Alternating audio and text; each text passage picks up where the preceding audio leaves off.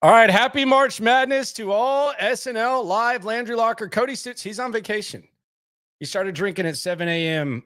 This morning. So Cody Stoots is on vacation. We're going to talk about the draft here on SNL. But before that, and we'll go through, we might even mock. We're going to talk about the situation the Texans are at receiver. We're also going to get into some hypotheticals. But let's touch on this Danielle Hunter news, because this happened after we went off the air yesterday. And yesterday ended up being one of the more active days of free agency.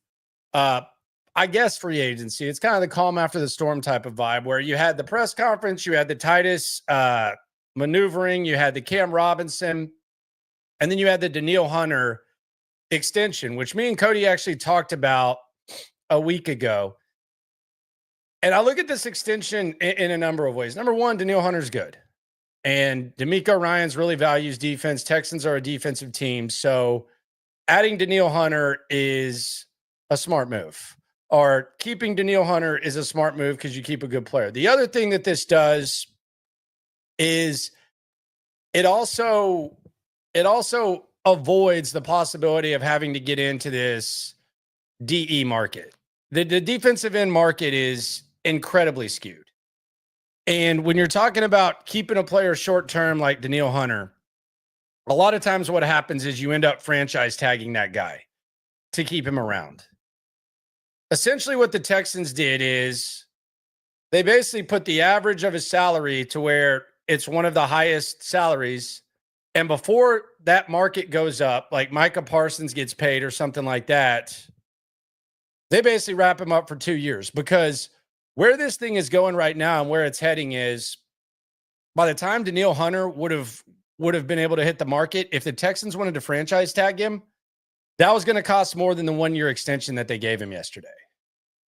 So that's probably the way they were looking at it. It also gives you a little bit of draft flexibility. We talk about the Cam Robinson impact, and does that prevent you from taking an offensive lineman? I think Danielle Hunter, at least, you don't need to worry too much about guys on the edge. You continue to bring in the depth guys. But Danielle Hunter, 2 years club control. Will Anderson heading into year 3 of the rookie deal. That was really where the where their mindset was with the Danielle Hunter thing. The market is going to be crazy, and the franchise tag is going to be more expensive. I think that's where we're at with the Danielle Hunter thing. So decent job. I don't think it's like cooking. I always hear like Caserio's cooking. I mean, no, he paid market value for Danielle Hunter, and he avoided a situation where if they wanted to keep him, it would have been less expensive. But they have shown, the Texans have shown, they're willing thus far to say goodbye to key pieces on offense, not necessarily on defense. But they keep Danielle Hunter around. They avoid that market. And let's be honest, if Will Anderson gets banged up, you kind of have a little bit of a you have a little bit of a safety net. Cody is piss drunk right now. He's in good old Louisiana. Good old Louisiana is where he's at. TXX says that Danielle Hunter deserved the raise. I would agree. Cody take a vacation after the draft. He always does this. This is one of our friends. They go on a bro trip to Shreveport to watch the tournament. They don't go to Vegas. They go to Shreveport. So I guess that's easier for everyone involved. And I'm sure Cody's losing money. He's definitely playing the slots. Cody likes to play the slots. He's an under the radar, pretty intense slot player, whether he wants to admit it or not. But that's the Danielle Hunter thing. Why did the Texans extend Danielle Hunter, keep him off the market, keep him around? End of story. There's that. Something else that happened yesterday, and it was very, very under the radar because of all the news and all the stuff that the Texans had going on.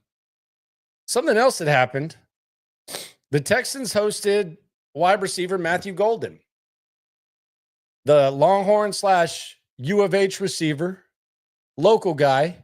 And by most accounts, I think he's kind of emerging as wide receiver 1. I think that's kind of where we're at. Steve Smith's kind of become like the amusing draft type of dude. When you look at his receiver rankings, I think he does a really good job of breaking these guys down. Steve Smith has him as wide receiver 1. And here is Steve Smith's rankings with Golden. So he has Matthew Golden 1. He has McMillan at number 2. I think he thinks that McMillan has some unleashed beast in him that he didn't leash on tape in college. He has Ibuka 3. And then he has Burden 4. He has Royals up there. He likes him. And then he has Harris, Besh, Higgins, Bond, and A.M. Maynor out of Stanford. This is one of the more underwhelming wide receiver groups that I can remember in a draft. And it makes me wonder, because I think in previous drafts, I don't think we're talking about Matthew Golden at 25. But in this draft, we're talking about Matthew Golden, and is he even going to get to 25? So how much do the Texans like Matthew Golden? Do they like Matthew Golden enough to trade up? Are they willing to trade up for Matthew Golden? They do have some extra ammo now. They added the day 2 picks in the Tunsil trade. But do you want to use those picks for Matthew Golden? Is this just a situation where the crop of receivers is leading you to potentially overvalue a guy? Or is Matthew Golden a guy worth trading up? Because at this point, quite frankly, I don't think he's going to be there at 25. And I don't know that Ibuka is going to be there at 25. And I think the odds are that McMillan's not going to be there at 25. So if neither of those 3 guys are there, and I think that's kind of the nightmare situation that we played out yesterday on the show, or 2 days ago. If those guys aren't there, what do you do? There's no one else. Is there any other receiver worth taking at 25? What do you do if you're the Texans and there's none of these 3 guys are there? Now, there's a chance that someone's going to be worthy of being selected there when we look back at the draft. That's just kind of the way it goes. But if those 3 guys aren't there, what the hell are we going to do? Trade back? You got to hope there's an opportunity there. You got to hope there's a quarterback. Do you zig? Do you figure something else out? Could there be a tight end opportunity? Could there be a running back situation? We'll see, but the wide receiver situation is not great. It's not great. So we'll see if Ibuka is there. And Ibuka seems to be the most logical pick. Is he there? I still think we haven't seen him run a 40 yet. Maybe that helps the Texans if Ibuka's there. And teams are skeptical about the 40. Is Burden worth taking at 25? I have my hesitation on that. Stoots likes him. I don't think he likes him at 25. Do you trade back and figure that out? Who knows? What if the Texans decide to zig? What if the Texans are zagging while everyone else is zigging? What if the Texans are thinking tight end? What if the Texans are thinking running back? What if they like a running back if they like a running back better than Ashton Genty? Sounds far-fetched. But what if they do? Do they decide they're going to be some sort of running team? The Golden thing is interesting. But if you're hosting him and you fall in love with him, it almost feels like you're going to be in a trade up situation. And then the question becomes, where is that trade opportunity going to be? What are you going to give up? And is that going to prevent you with all these guys that you're paying and you're committed to Hunter and you're going to be committed to Anderson, CJ, you're committed to Stingley. Are you going to be able to put together a quality roster if you're getting rid of potential rookie contracts and not increasing your depth there? There's a lot to think about there. Diablo says trade down. I'd like Besh, Noel, Higgins, Lacey. When? Second round? Do you like them that much? This is kind of like the Golden discussion. I could easily see Golden validating being taken at 25. I'm not completely dismissing that. But when do you like these guys? Like, when do you like Noel, Higgins, Lacey, and Betch? Do you like them in round 3? Do you like them in round 2? Like where exactly are you liking these guys?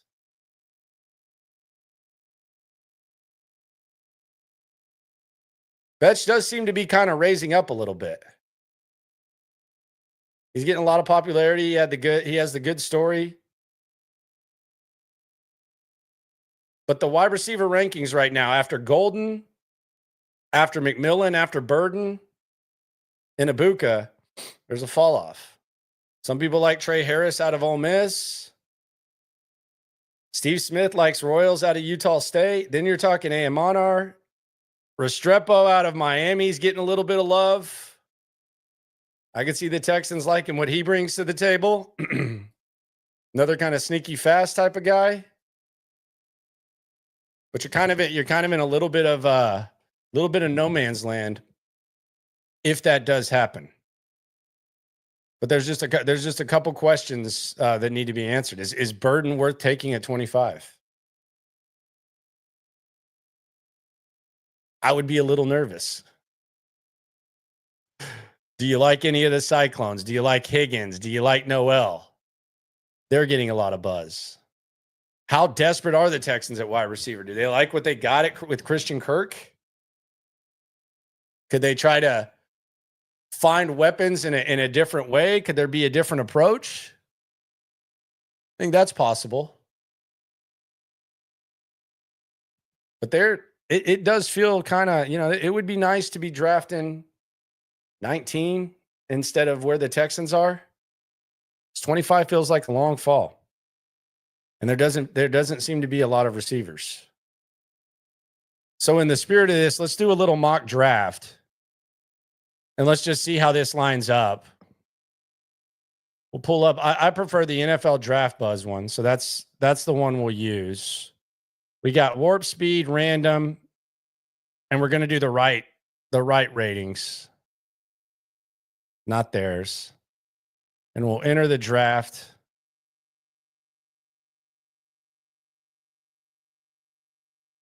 And we'll see where this takes us.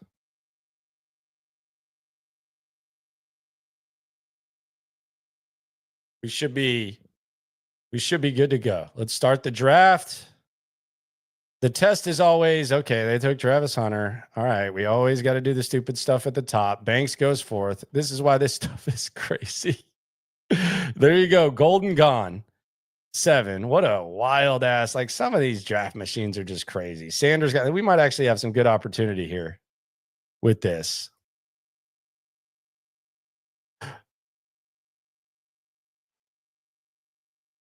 So we go to 25. They actually are given the tag. Let's reset this draft. Let's go 7. Let's take the Texans. Let's hope they get this right. That's why I hate these things. So we're going to take the Texans. We're going to enter the draft. And here we go. Let's start. Abdul Carter, Shador Sanders. My goodness. Look at the fall of Cam Ward. These things are so stupid. Just get Cam Ward off the board, though. There you go. All right. So this will end up shaping up. It's just going to be a wacky joint in there. Still no wide receiver at 11. Still no wide receiver at 12. There goes Banks. He's gone.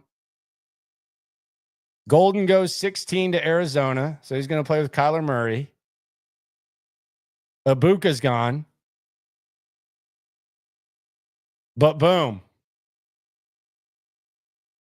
Reject all trades is what we're going to do. But in this situation, the wide receivers are pretty much gone. Unless you want to take Luther Burden. But Tyler Warren is there. So the unthinkable has happened, and Tyler Warren has fallen to the Houston Texans. This is a very easy decision. It's a far-fetched possibility, but we will draft Tyler Warren, and Nick Caley will get his tight end. And now all of a sudden you don't even care about receivers. Now, could that be a Colston Loveland thing as well? That's a possibility, but all of a sudden, there you are with Tyler Warden. Swarm in the super chat as this thing continues here on SNL. Cody Stoots, drunk, pissed drunk. out in Louisiana. You ain't never hate. Swarm. If they start wide receiver, they're looking for an outside guy or slot. I don't think they care. I don't think they have a preference. I know the McDaniels offense, they like everybody to be able to work out of the slot. So I think that I don't think they're looking for a specific thing. If they draft a wide receiver, I know what you meant, my man. Appreciate you. Jake Johnson, if Golden and McMillan go off the board at 20, we trade up for Ibuka. If all three are gone by 15, it's trade back unless a top RB. Well, we just got Tyler Warren somehow. Mock draft season can be crazy, some crazier than other. They're offering us Samaje Perine. They must have heard D'Amico Ryans talk high of him. We don't want him that bad. But we are interested in the running back market. We've already stolen Tyler Warren. I think Nick Caserio after day one and Nick Caley, if they got Tyler Warren, even if they traded up for Tyler Warren, if they traded up for Tyler Warren, then I still think they're probably smoking a cigar at this point. Sam says, yeah, it's a little clunky. They have the settings. One is the consensus rankings and one is their ratings. I don't know. I had it on the consensus. I don't know what this is. The good thing is at 25, it kind of shapes up. Like if you were sitting at like 6, it would be weird. Although with that said, Tyler Warren fell to the Texans. So this is a dream. Last time myself and Cody Stoots did a draft, it was a nightmare. This is a dream. Now, who could we get at receiver in the second round? I think this is about what it would look like. Trey Harris is an interesting guy. He comes from the Ole Miss offense. A lot of people like him. A lot of people question what he'll be in the NFL. And then you have Besh still there, and you have Restrepo. I don't think in this situation you necessarily want to take a wide receiver. And I think this is realistic to what their situation could be. I think you hope that with one of those third-round picks, 79 and 89, which is 21 and 31 picks away, you hope maybe one of those guys are there. And you look at the running backs, Caleb Johnson, not a good 40 at all. Sampson's kind of hit or miss. Judkins is kind of a power guy, but he ran a hell of a good 40. You already have Joe Mixon. And then you have everybody, it seems like everybody's favorite guy, Cam Scatabo, there. Watts is a really good safety, but you brought in Gardner Johnson. Is there an offensive lineman we like? We're just going to go ahead and get real crazy. We're going to take Judkins. We got 2 power backs now. We got Mixon and Judkins. So we'll get real crazy. And we'll go Judkins. And we've already gotten Tyler Warren. So the offense is very much helped. Hoping for one of these wide receivers to fall now. That's pretty much where we're at. Hoping for one of these wide receivers. We got trade offers from the Lions for pick 79. They're offering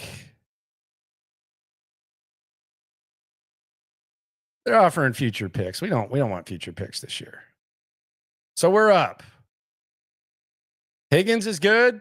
Bond, no thank you. And Noel. Which Ohio State receiver do you like better? Do you like Higgins or do you like Noel? We're going to go with Higgins.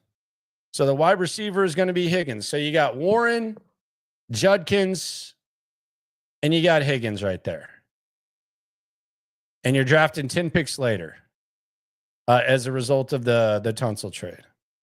D'Amico hasn't gotten any defense. You think he's got to be foaming at the mouth. I really don't think Cameron Williams is a terrible pick here. He's a little bit more raw. He's a little bit more of a project. So you draft him. And who knows what he ends up doing. But he's kind of a guy that you can develop behind the short-term offensive lineman that you have. So there you go. There's your mock draft. We don't have to go all the way through this. Tyler Warren, Judkins, Higgins, and Cameron Williams. I think this exercise is good specifically for the second round. Because I think in the second round, if you don't take a wide receiver, you're going to be in kind of an awkward situation where you got to figure out, do you really want one of these wide receivers that bad? Or do you kind of do a pivot? If you get Tyler Warren, who gives a rat's ass? If you like Warren or Loveland, at 25, and I don't think Warren falls. I don't think he falls past the Colts. But if you get that, maybe that's kind of a different way to figure something out. But the wide receiver, I think it's a good simulation to check out. Could you see them drafting Scatabo? I don't know. Know how much they like him. I don't know how early he's going to go. I don't think they would hate him. Seems like a popular guy. They're drafting a running back this year, I think. Landry does hate the big fellas. I like the big fellas. I don't break down the big fellas as much. I don't think they're drafting an offensive lineman in the first round. If Banks had fallen, maybe. But they're not drafting an O-line in the first round, right? Maybe they draft a guard. You know how much I love guards. I don't love them that much. H-Town says, I just did a mock draft where I traded back to day 2, grabbed both Betch and Trey Harris from Ole Miss, along with Tate Radledge and Gray Zabel. Thoughts on that? Man, I just don't like Betch as much as everyone else. I don't like it. I don't like drafting receivers just to draft them. You might be in that position though. I do think the secondary market is something that we need to keep an eye on. And we've seen the teams after the draft, like, because if these teams, like, let's just say in this scenario, like, if some of these teams are drafting wide receivers, they're probably going to get rid of some of their receivers. And there's probably some receivers sitting around. We had some news yesterday about Stefon Diggs. Stefon Diggs visited with the Patriots. Sign him. I don't see the Texans bringing back Stefon Diggs. I don't know what the market would be for Stefon Diggs, but in the situation that the Patriots are in, I mean, they've seen Stefon Diggs kick their ass at a very high level for a long time.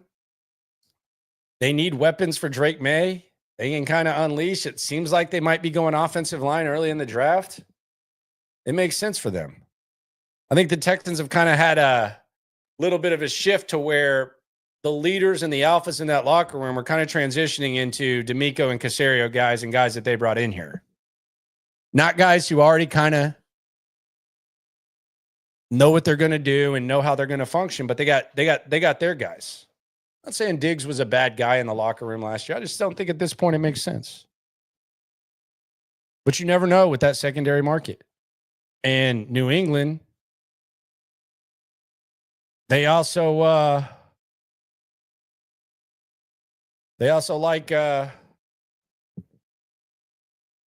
those slot guys. And that's what Diggs is right now. If we could sign him for a Nuke contract, I don't think he's to the point where he's going to be. What did Nuke get? Nuke got $6 million, right? I don't think we're to the point where Diggs is going to be signing $6 million contracts. Sam says all the drama has been a big put off for me personally. It's weird drama, man. I'll be honest. It's weird drama. It's not like normal problems. Like it's weird drama to where sometimes you read it and you're like, what is going on here? How did he find himself in this situation? The Diggs drama is very weird. Not going to lie. So Albert Breer is reporting that he didn't get a contract done. I don't know that he's going to get one done anytime soon. They probably want to see him move further along. They probably want to see what their roster looks like. New England's sitting in that range where one of the best things about drafting high is that day 2. I think day 2 is a huge advantage because you go through day 1, you fall in love with players. Like you see these guys, these teams, they're falling in love with players. There's always like that best available. You see a lot of trades. There's always like opportunity. So maybe in that range, they can find someone that they like at wide receiver. It's much better than me in drafting on the back end of day 2. B-Spin says Pro Football Network is the best simulator. I'll use that next time. Pro Football Network. I don't like Pro Football Focus's ratings at all. But I'll use PFN next time. Next time we do this, next time Stoots is out. The other thing, and we don't talk about this, I don't think it's worth talking about, but there's always that buzz, that camp buzz. Could anyone behind Nico Collins on the roster, currently on the roster, be a pleasant surprise? Watson from the Chiefs, Braxton Berrios, Xavier Hutchinson, John Mechie. Like, are we sleeping on anyone? Is there anyone being slept on right now that we should be paying more attention to currently on the roster? What I think is one of the worst receiving cores in the league, depending on what Kirk does. But yeah, it's not great. And you got to wonder if Nico can stay healthy. Are we sleeping on anyone on the roster? Is anyone still doing the John Mechie thing? Are we still doing the John Mechie bit? I think Kirk can be a good number 2. I think that's the one thing that I think is kind of being slept on and dismissed a little too easily. Like, this guy was a really, really good receiver a few years ago. He's really good in the slot. He's pretty explosive. Like, typically when you think of a slot guy, they're not as explosive as Kirk.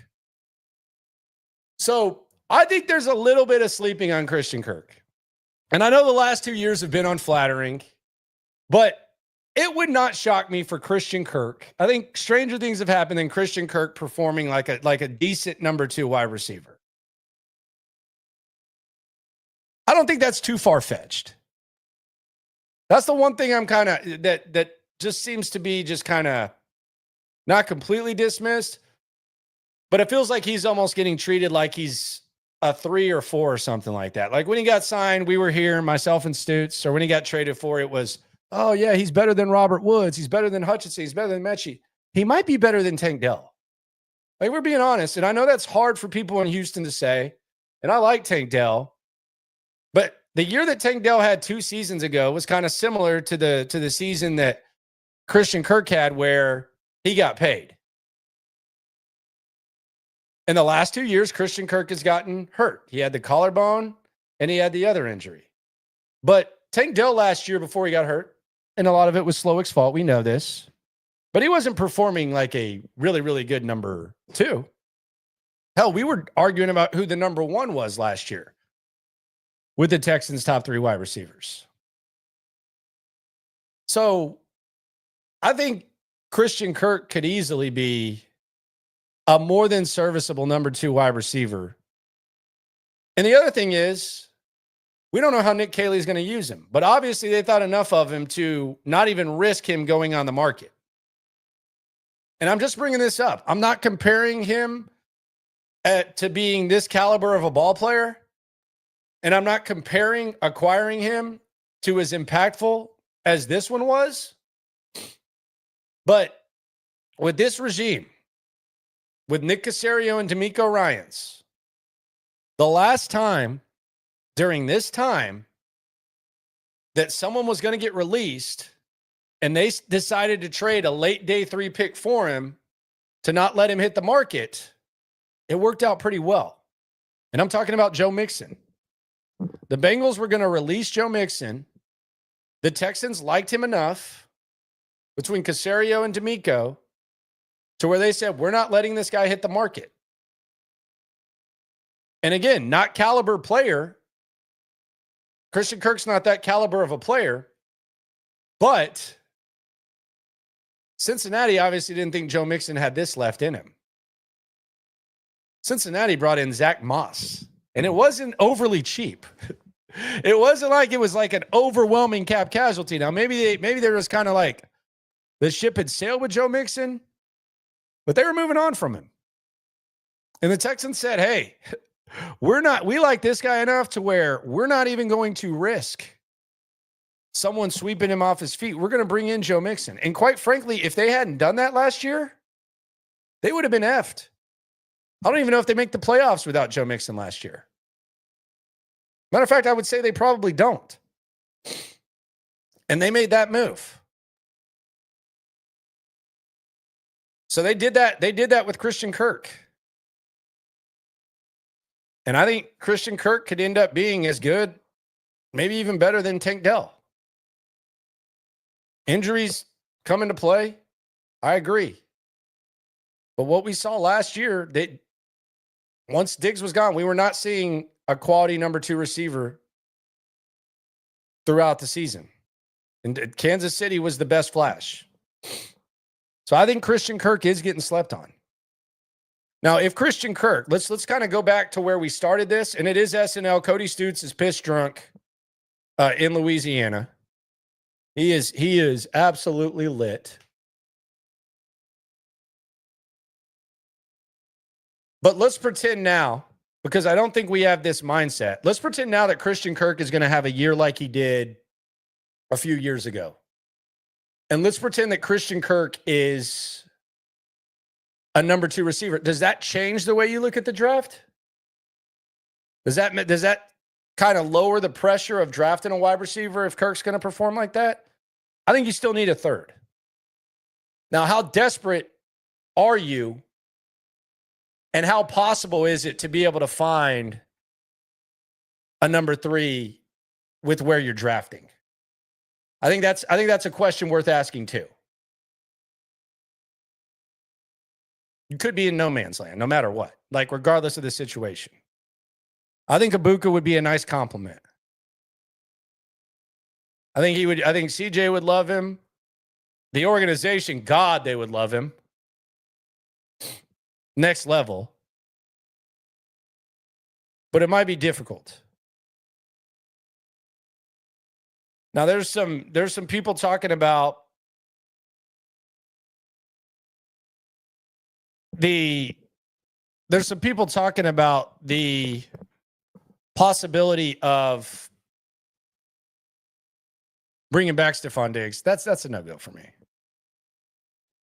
That's an absolute no-go for me. We're good on that.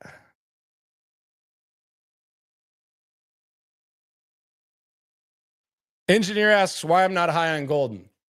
I like Golden as a player. I get, and admittedly, this might just be my own thing.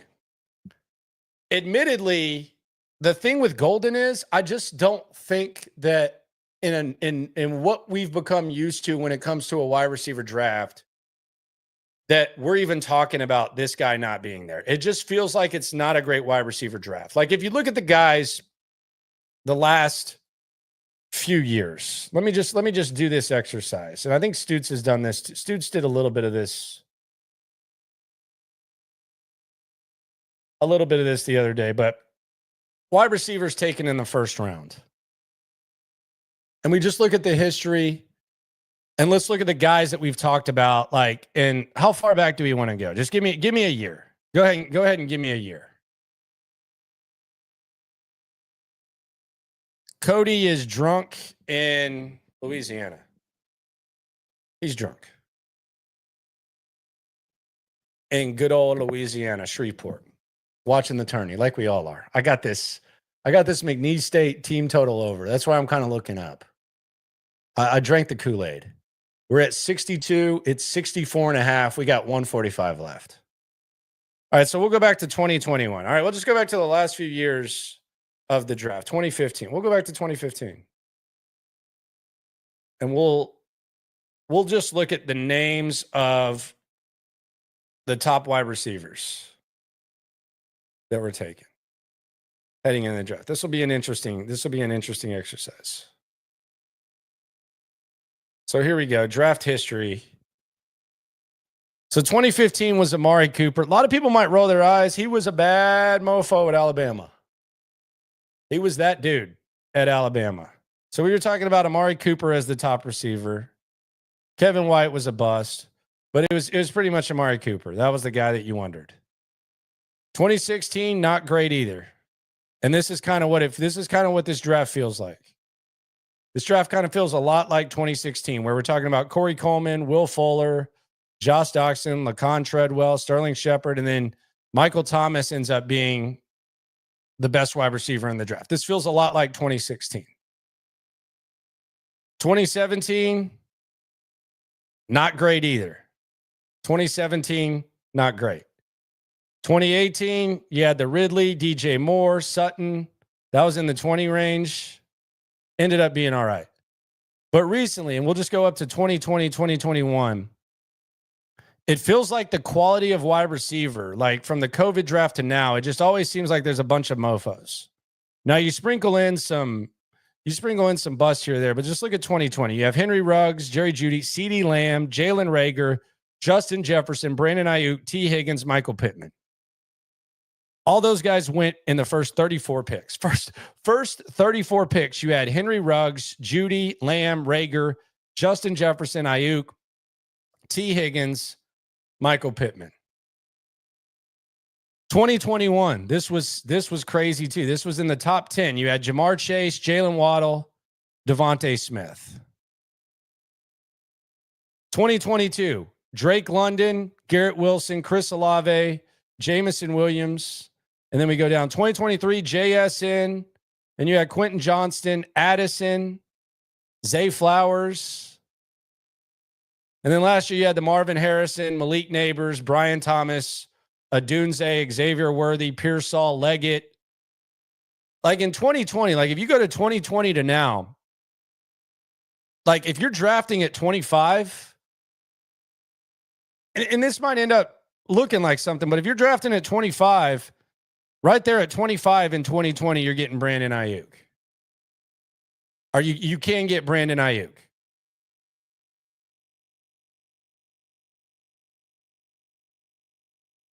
So Ayuk right there at 25 in 2020. No questions asked. Right after Justin Jefferson, Lamb, Jeudy, Ruggs.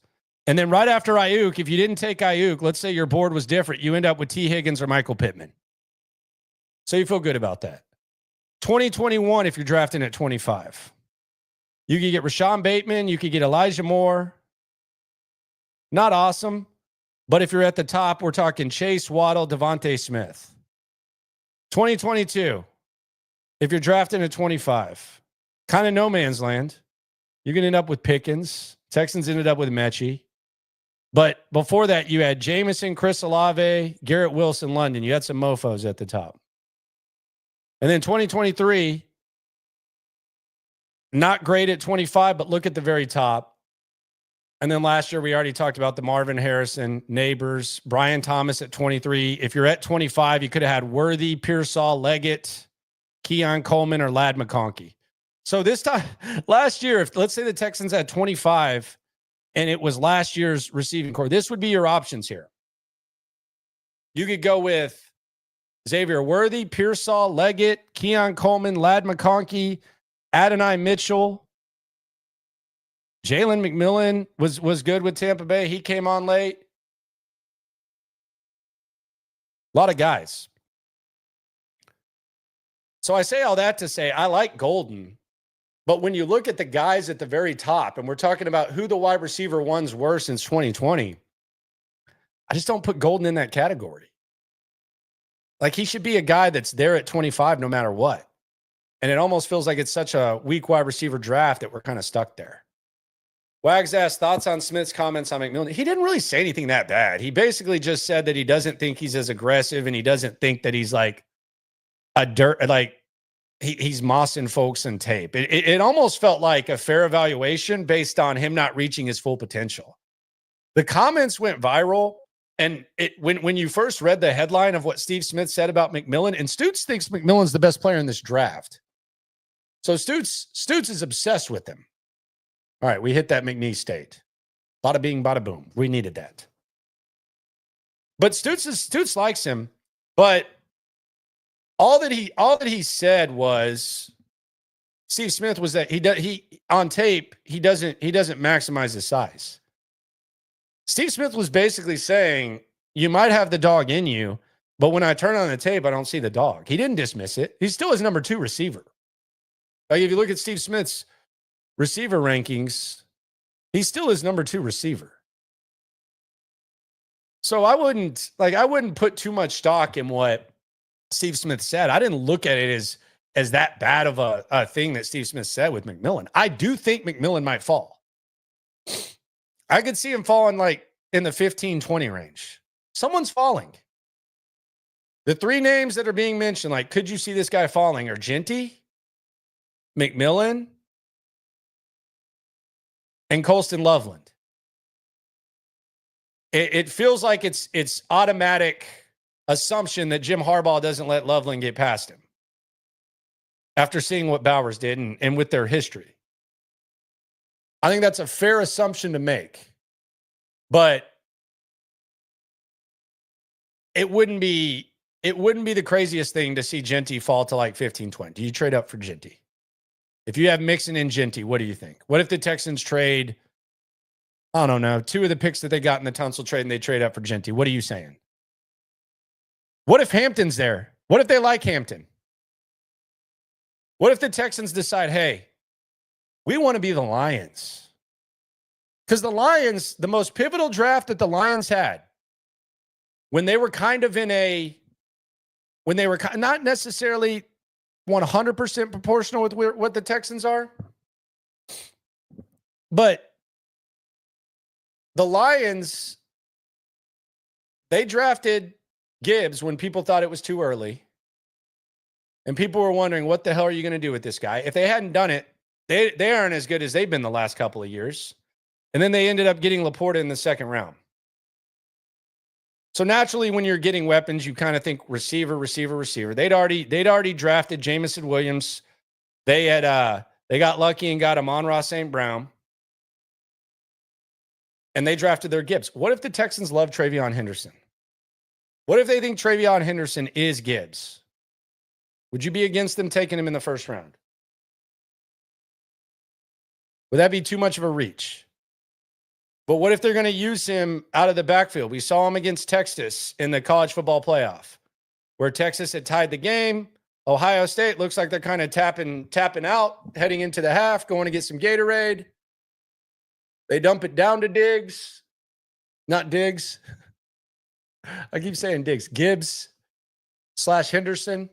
Henderson takes it to the house.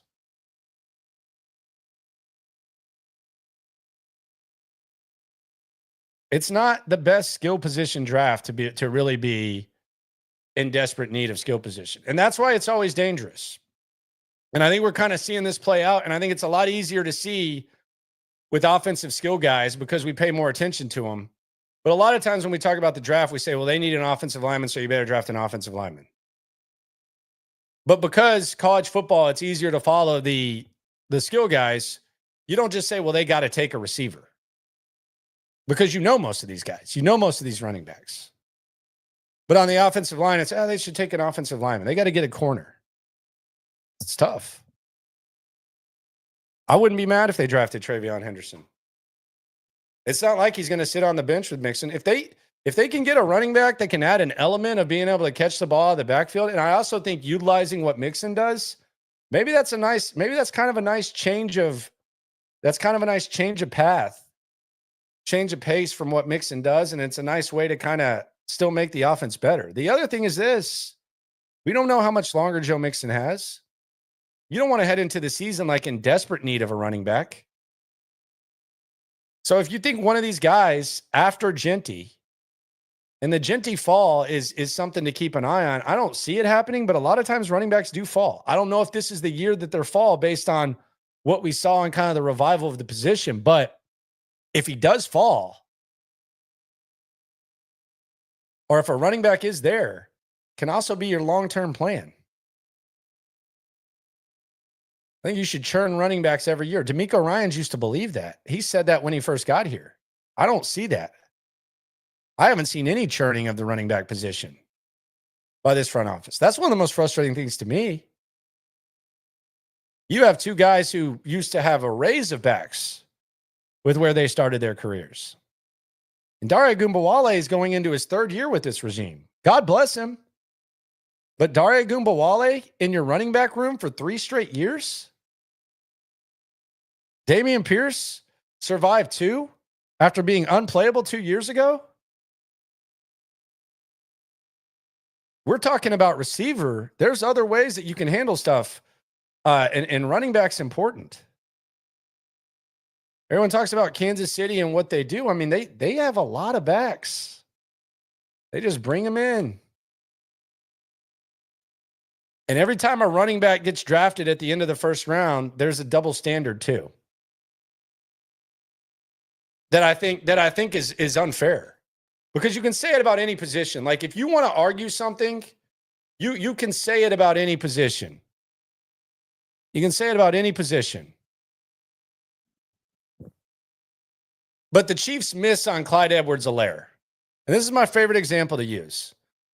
They drafted Clyde Edwards-Helaire, and naturally everybody laughed at him. Although that first game against the Texans, it was kind of terrifying because it looked like they might have found that dude. But they draft CEH, and then it doesn't work out. And it's like, well, that's why you don't take a running back in the first round. What if they taken Jonathan Taylor instead of him? What if the Chiefs would have had Jonathan Taylor? They just took the wrong guy. Like whenever a quarterback flops, obviously it's a more important position, but you don't say that's why you don't take a quarterback here. There's probably more examples of that, like in recent history, because running backs were kind of getting like blackballed out of the first round. Like when you take a receiver, they don't say that's why you don't take a receiver. That's why you don't take a tight end. Before Bowers, there was an array. Like look at the first round tight ends pre Bowers. I think this is a good exercise to look at. First round tight ends. Because now we seem like just because of 1 year, all of a sudden it's like a foregone conclusion. And we're not saying, damn, you better not draft a tight end in the first round. But if you look at the guys that were drafted in the first round, not great. Not great at all.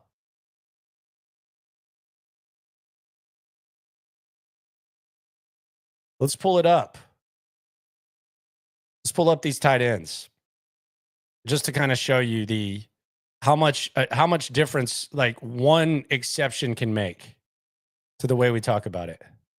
Look at these tight ends. Like a lot of people are really like, I think if the Texans came away with Loveland, we would feel pretty decent, right?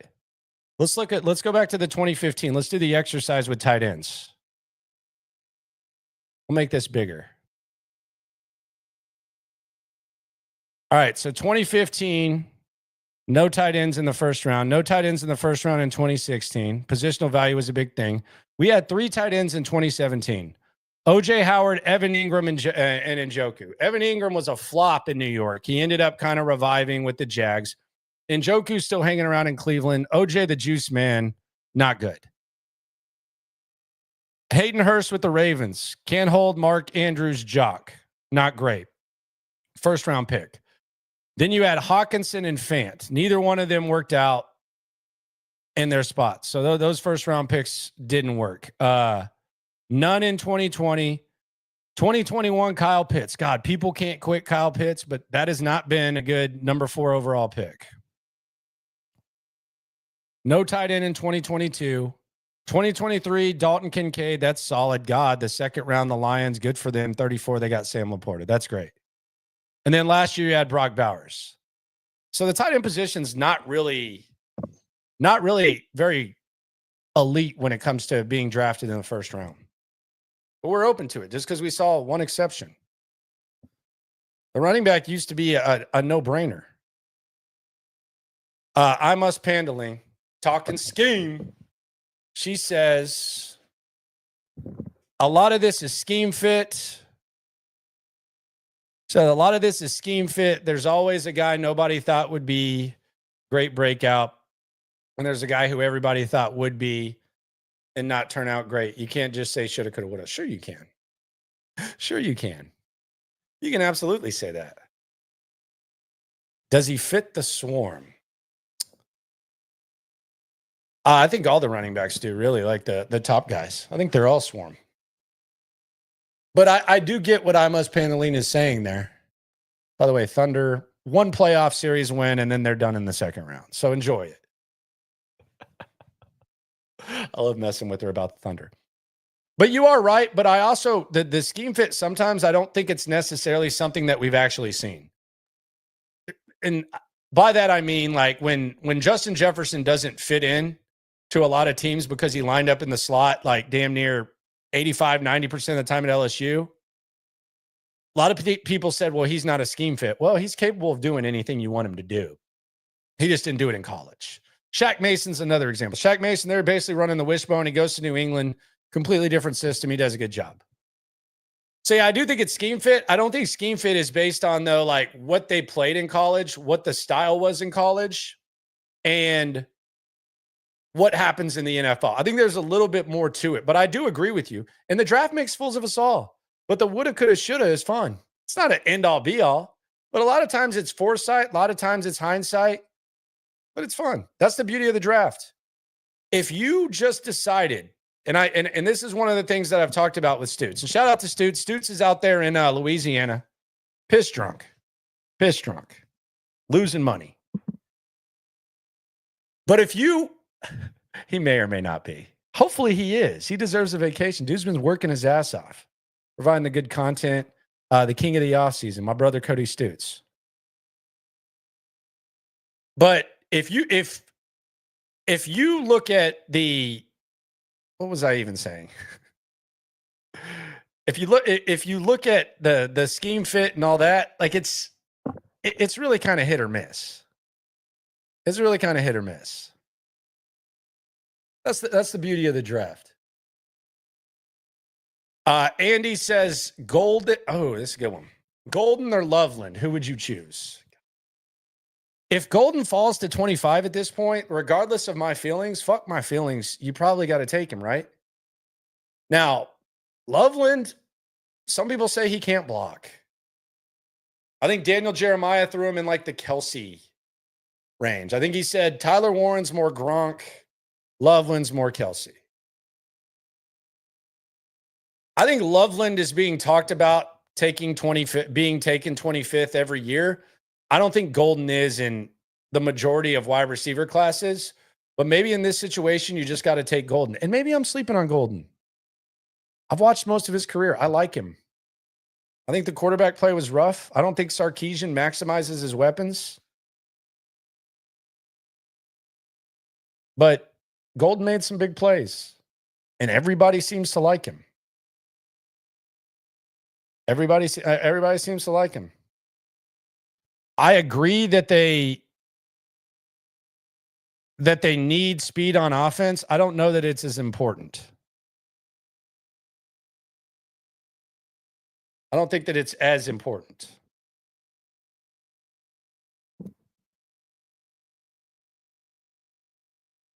But we'll see. We'll see how that whole thing goes with the Texans and with the draft. Happy March Madness to all. Appreciate y'all for coming through. Stoots is going to be back next week.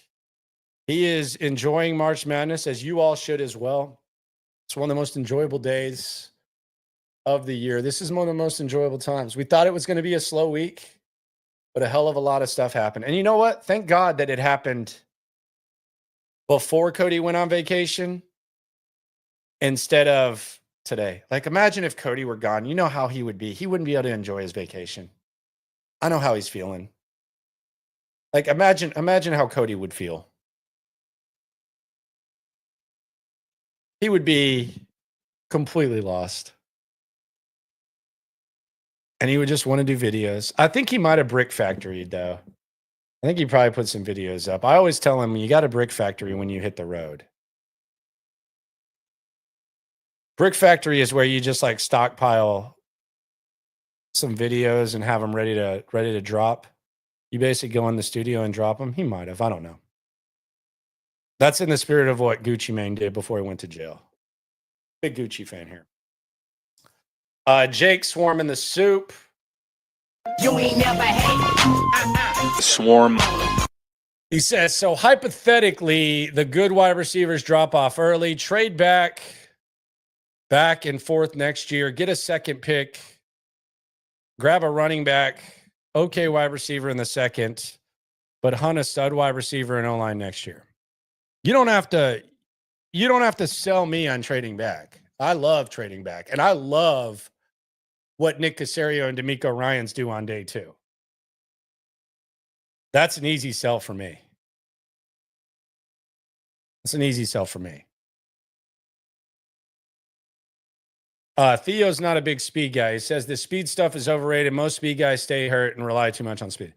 I don't know if that's true or not. If most speed guys stay hurt, but I don't know if in this offense, if like speed is like the big thing. But I don't know what this offense is, admittedly. But I don't know that it's like the huge must-see thing. I kind of started like my imagination. I'm going to get to this tonight in the night stream. 10:30, the locker room. Be sure to join that. 10:30. I'm usually on that high-grade marijuana called Kush on the streets. If we're being honest, but I think Caserio's role has changed, and I was talking to someone in New England about the offense, and I wondered, like, is Nick Caley going to be Josh McDaniels like? Because we've gotten some clues from Nick Caley. I kind of want to dissect the clues today, but if Josh McDaniels and the guy in New England told me that, you know, his offense is all slot. It's mainly slot. It's mainly predicated on how guys do in the slot. I wonder if that's how the Texans look at it. But like as far as wide receiver speed, I don't know. Like what do we mean by speed? Because I do think the Texans were extra slow. I just think the Texans had a bad wide receiver room at the end of last year. I just think they had a bad wide receiver room last year.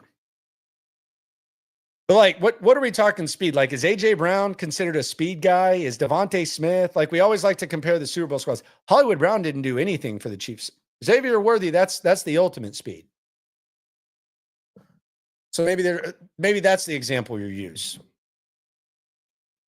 But I don't know about like, I think they need speed, but I don't think like if Ibuka's there, I don't think you sit there and say, well, he's not fast enough. They need guys who can get open. And quite frankly, I think CJ Stroud needs intermediate options. I think that's the biggest problem as much as anything. Like if we're looking at what happened with CJ Stroud last year, the offensive line sucked. It was one of the worst offensive lines in the league. The receiving group was one of the worst wide receiving groups in the league, in large part because of injuries. And the intermediate options were kind of what let him down. Dalton Schultz was not even a top 20 tight end in the league. They didn't even try to get Joe Mixon involved in the pass game. Brevin Jordan got hurt. You don't know how dangerous he was going to be. Cade Stover, not really a polished receiver, kind of a work in progress. Stefon Diggs was your slot guy. He went down. They weren't maximizing Tank Dell. Like, I think as much as anything, maybe there weren't as many shots down the field, but I think the intermediate passing options let CJ Stroud down as much as speed. They need speed, but I think it's kind of an extreme example based on what we see. And we also don't know about the OC. That's the other thing. That's what's hard to do. Like if you put a player in D'Amico's defense, I can tell you what it's going to look like. I have a good idea. I think it's going to go well. I don't know what Nick Caley is. There's a lot of people trying to guess. Oh, I got to see what's up with the Rams offense. Oh, wow, look what they did in New England. We did the combination of when Caley was in New England, they had 2 slots that were producing, and then they had it with the Rams. So if it is hybrid, I think it has to be something that both sides do. I think if you're just looking at Sean McVay's offense to try to figure out what Nick Caley's doing, that's weird. That's just as weird. Y'all remember the Bobby Slowick thing where it was like, well, who's going to be Kyle Juszczyk? Who's George Kittle? Can they use so-and-so like Debo? No, I don't think so. So we'll see what happens. But when it comes to offense, you're not going to be wrong. Like last year when we talked about why the offense sucked, there was a number of reasons. A lot of times it turned into, well, this isn't the main reason, but there were a lot of reasons. If you talk about what this offense needs anywhere outside of quarterback and running back and WR1, if you talk about what this offense needs, the answer is probably yes, 99% of the time. Fortunately for us, we got a month to break it all down. Appreciate everyone for coming through. Someone says, damn it, Bobby. I'll give you it one time. Just once. Might have to kill the damn it, Bobby. I feel like he's catching strays right now. Damn it, Bobby. But we got a lot to break down. But if you're talking about this offense, usually the answer is yes. Shout out to Cody Stoots. Hit Cody up on Twitter and ask him how drunk he is. Hammered. Slurring his words. Appreciate y'all for coming through. This is SNL. Myself, Cody Stoots. I'm holding down the fort today. I'll be live at 10:30. Cody's on vacay, but the show don't stop. We appreciate you for coming through. Subscribe, like, ride along. Always remember, when it comes to this Texan stuff, we're all in it together. Eat good, sleep good, be good. We'll talk Texans soon. Did it better than Stoots, didn't I?